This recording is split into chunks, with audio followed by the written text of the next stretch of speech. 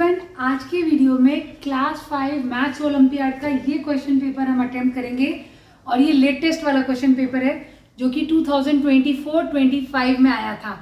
तो let's get started. Question number 1, select a figure from the option which is not exactly embedded in the given figure as one of its part. इस figure के अंदर जो not embedded है वो हमें बताना है। तो ऑप्शन ए देखो, और ये आपको फिगर में सेंटर में देखो, यहाँ पे ये slanting line sleeping upward right side. Option B को आप देखो, ये आपको दिखेगा राइट साइड के बॉटम में slanting straight downward and then upward. अब ऑप्शन सी देखो, ये मुझे इस फिगर में मिला नहीं। ऑप्शन डी देखते हैं पहले, ये आपको राइट साइड टॉप पे दिखेगा slanting right and then down slanting.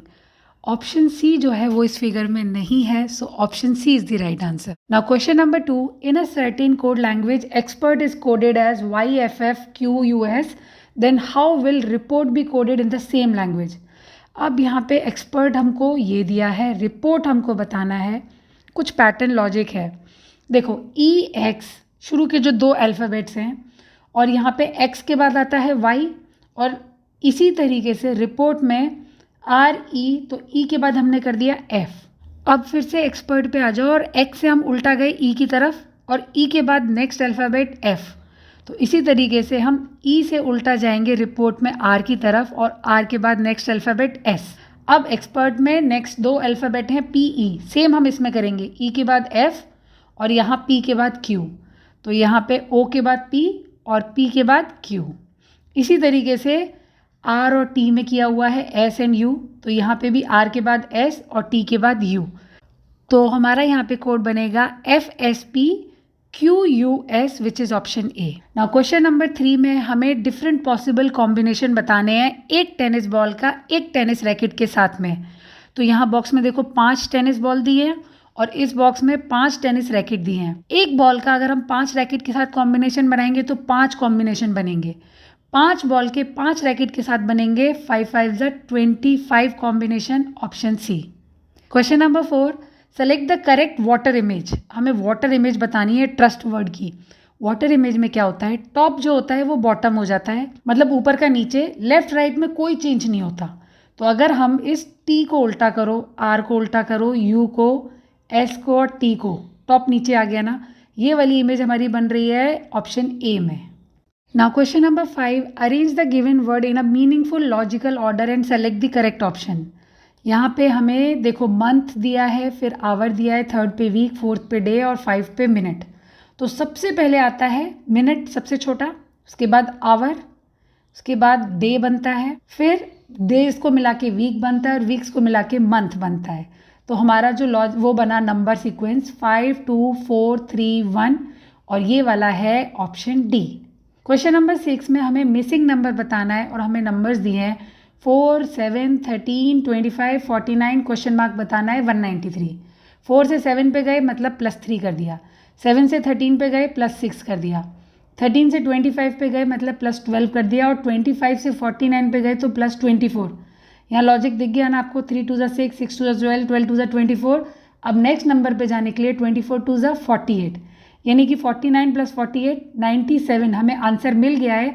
लेकिन अगले नंबर से हम इसको चेक कर लेते हैं, 48 2 96, यानी कि अगले नंबर के लिए हम इसमें 96 ऐड करेंगे। देखो 193 आ गया ना, so option B 97 is the right answer. Question number 7, how many minimum number of straight lines are required to draw the given figure.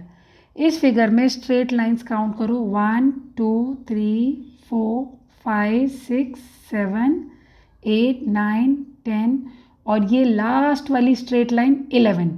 तो टोटल 11 स्ट्रेट लाइन चाहिए होंगी, option A. Question number 8, Mayank correctly remember he visited a temple before 12th May and after 7th May। Mayank को याद है 7 मई के बाद और 12th May से पहले वो टेम्पल गया। उसकी वाइफ को याद है कि वो 11th May से पहले, लेकिन 8th May के बाद, 8th May के बाद 11th May से पहले। आगे उसकी सिस्टर को याद है कि जिस दिन वो गए थे वो दिन सिंगल डिजिट नंबर था, ठीक है। अब 7th May से 12th May के बीच में आया 8 9 10 11 में, और 8th May से 11th May के बीच में आया 9 एंड 10, और सिंगल डिजिट नंबर इन दोनों में से कौन सा है जो कॉमन है, 9th। तो इसका राइट आंसर होगा ऑप्शन डी 9th में। क्वेश्चन नंबर 9 में हमें ऑड वन हटाना है।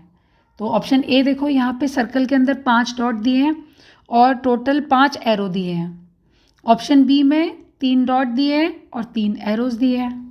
ऑप्शन सी में डॉट 6 दिए हैं और एरोज हमको 8 दिए हैं।